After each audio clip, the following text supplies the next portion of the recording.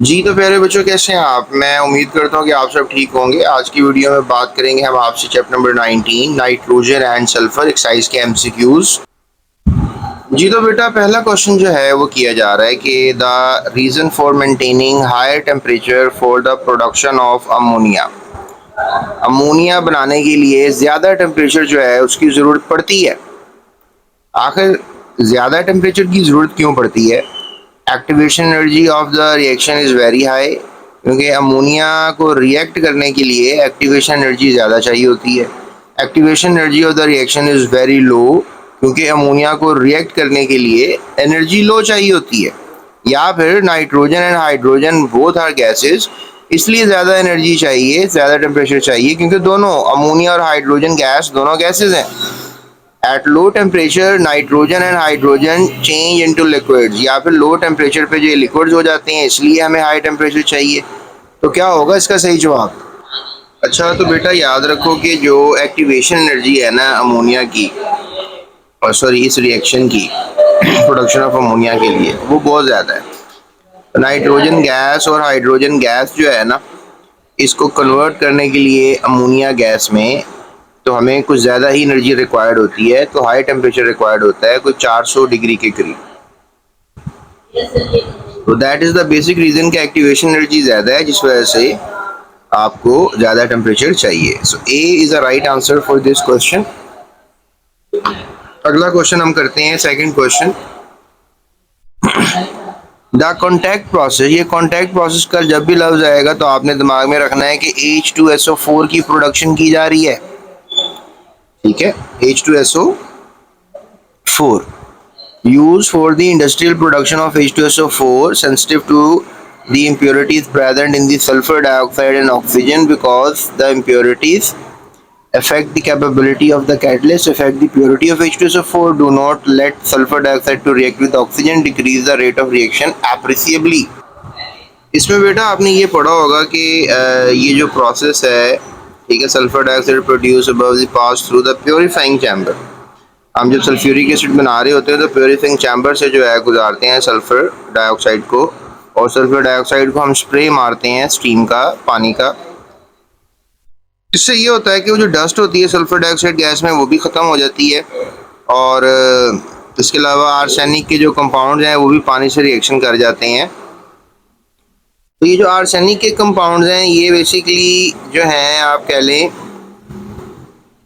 ठीक है, ये ख़तरनाक होते हैं। ठीक है, आर्सेनिक जो है ना, ये बेसिकली क्या करता है कि ये आगे जाके रिएक्शन में कैटलिस्ट के साथ रिएक्शन कर जाता है, जो कि सल्फ्यूरिक एसिड बनाने के लिए कैटलिस्ट रिक्वायर्ड होता है। तो हमें तो कैटलिस्ट रिक्वायर्ड है कि सल्फ्यूरिक एसिड बने, ना कि आर्सेनिक रिएक्शन करे एज एन इम्प्योरिटी।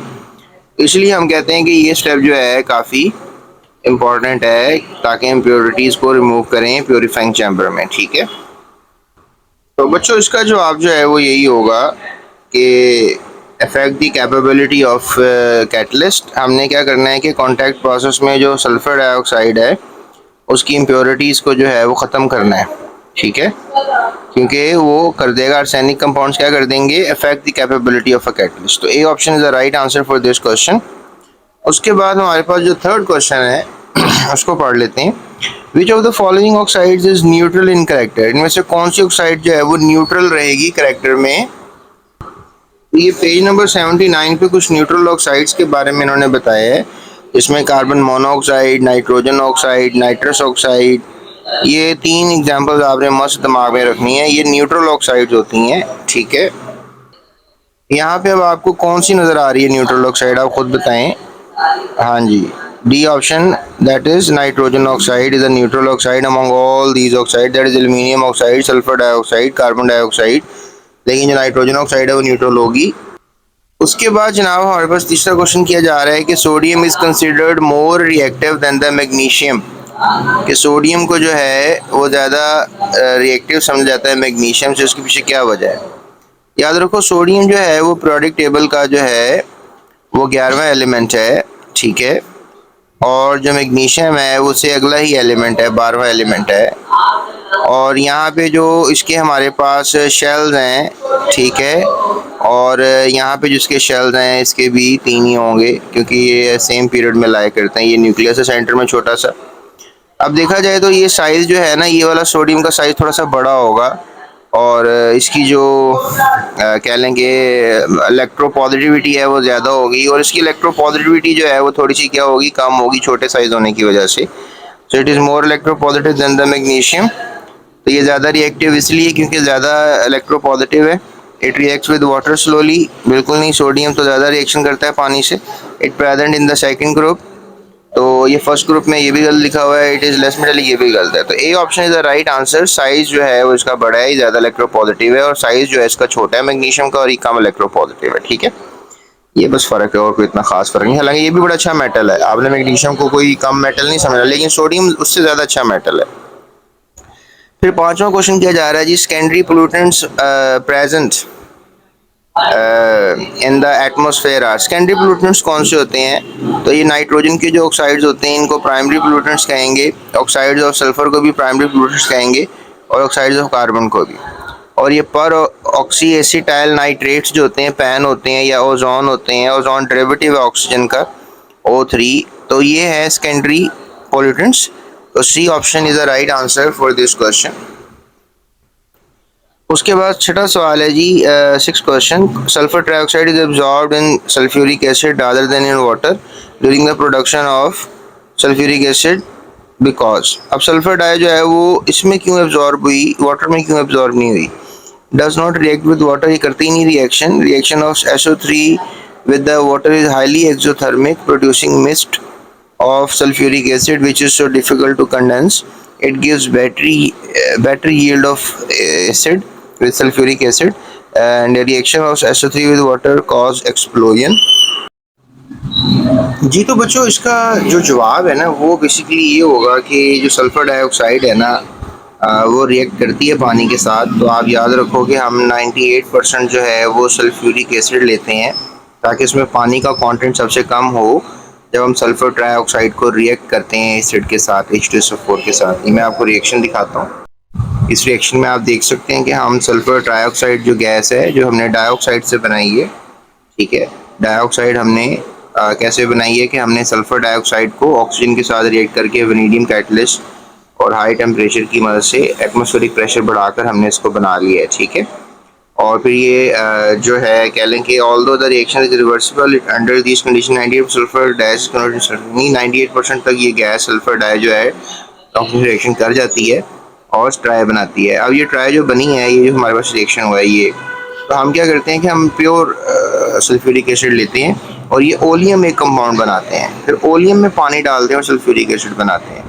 तो डायरेक्ट हम सल्फर डाइऑक्साइड को पानी के साथ रिएक्शन नहीं करवाते, प्योर सल्फ्यूरिक एसिड के साथ ही रिएक्शन करवाते हैं, क्योंकि सल्फर ट्राई का पानी के साथ डायरेक्ट रिएक्शन बहुत ज़्यादा एक्सोथर्मिक है और बहुत ज़्यादा एक्सोथर्मिक है। So reaction sulphur water is highly exothermic producing mist of H2SO4 which is difficult to condense. ये इसका जवाब है। So B is the right answer for this question, और बाकी सब बातें एज सच इतनी सूटेबल नहीं है। उसके बाद हमारे पास 7th क्वेश्चन है जी, oxide formed when oxygen reacts with metals. Metals जब रिएक्ट करते हैं ऑक्सीजन के साथ तो वो बेसिक ऑक्साइड्स भी बनाते हैं, जैसे कि सोडियम ऑक्साइड एक बेसिक ऑक्साइड है और मैग्नीशियम ऑक्साइड एक बेसिक ऑक्साइड है। लेकिन मेटल समटाइम जो हैं वो जैसे कि जिंक ऑक्साइड, ठीक है, ये वाली ऑक्साइड जो है ये एम्फोटेरिक भी होती है और नो डाउट ये बेसिक भी होती है। ठीक है, तो ऐसी ऑक्साइड जो कि नॉन मेटालिकली एक्ट करे और बेसिक एक्ट करे, यानी एसिडिक ऑक्साइड भी होती है ये और बेसिक भी होती है, तो ऐसी ऑक्साइड को एम्फोटेरिक कहते हैं।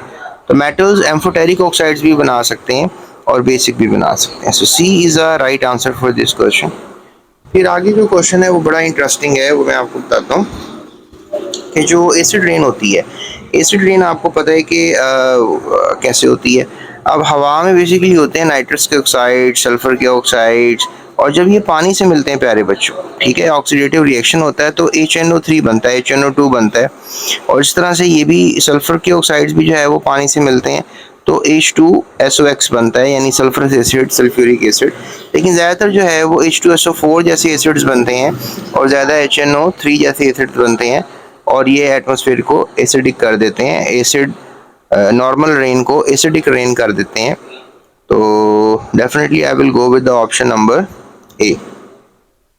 सो ए इज अ राइट आंसर। और अगर आपको जो है let's say that you want कि भाई अब शॉर्ट क्वेश्चन आंसर्स भी सर के साथ करते हैं और इवन कंस्ट्रक्टेड रिस्पांस क्वेश्चंस भी सर के साथ करते हैं, तो मोस्ट वेलकम आप करें। लेकिन प्यारे बच्चों, ये मेरी नेक्स्ट वीडियोस में होगा। और अगर आपने चैप्टर वाइज टॉपिक वाइज लेने हैं नोट्स, तो जीएस केमिस्ट्री नोट्स अवेलेबल हैं और ये नोट्स आप हासिल करके बहुत अच्छी ट्रेनिंग कर सकते हो, अपनी पढ़ाई कर सकते हो, ठीक है।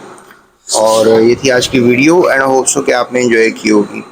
और डिस्क्रिप्शन में नंबर दिया हुआ है, वहाँ से आप अभी जो स्क्रीन आ रही थी इस पर भी नंबर मैंने दिया हुआ था, तो डिस्क्रिप्शन में भी है। बाकी प्लेलिस्ट है, सारी वीडियोस आपको बना कर दी हैं और फ्री ऑफ कॉस्ट हैं, तो you can watch them and have a chemistry day every day, right.